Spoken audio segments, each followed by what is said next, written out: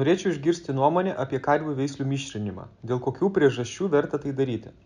Į šį klausimą atsakysiu iš dviejų dalių. Pirmoje dalyje trumpai aptarsiu, kas yra mišrinimas.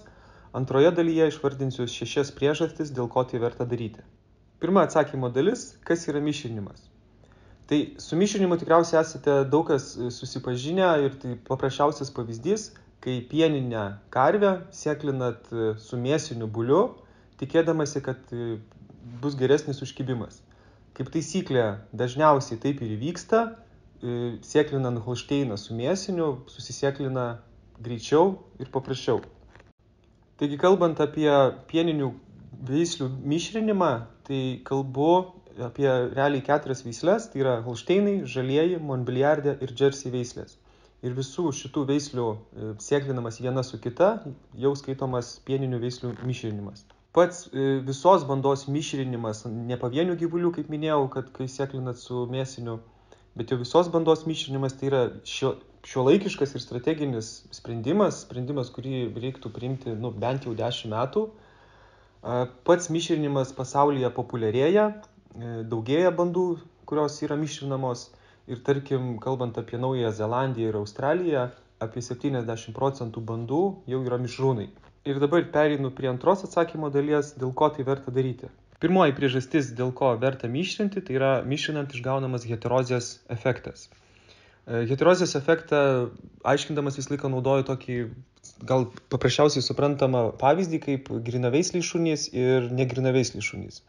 Tai dažniausiai daugelis augina šunis ir šuniukai, kurie būna pririšti pas bobutę kaime prie būdos, būna sveikesni, kaip taisyklė ir maistą jam ten nereikia žiūrėti labai, valgo tą patį maistą, ką ir dėdukas su bobute ir gyvena savo ilgai ir laimingai.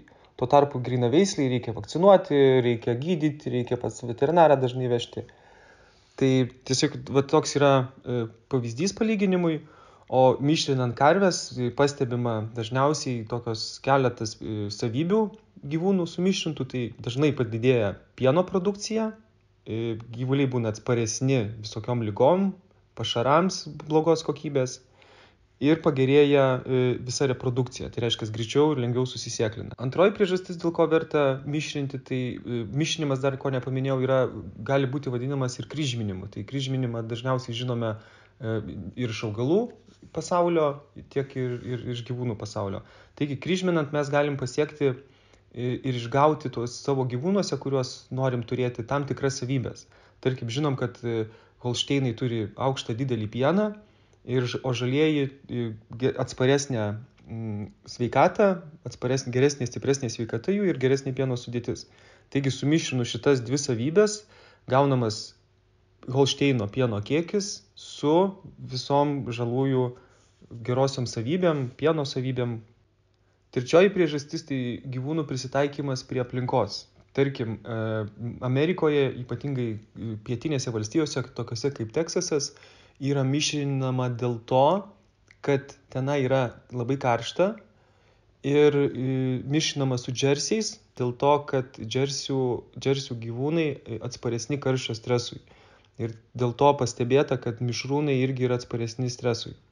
Ketvirtoji priežastis tai didelis giminingumas. Kaip žinote, holšteinų veislės turi keletą linijų pradinių, iš kur ta veislė atsirado. Tai būtent mišrinimas leidžia šitą problemą, šitą giminingumo klausimą išspręsti, nes tai yra jau skirtingos veislės ir giminingumas jau tiesiog tampa nebeklausimas. Ir tarkim, pastebėta, kad mišrūnų kojos, nagos būna žymiai stipresnės ir sveikesnės negu grinaveislių gyvulių. Penktoji priežastis tai padidėjęs atsparumas ligoms, tiesiog mažiau išleidžiama vaistam, gydymam tose bandose.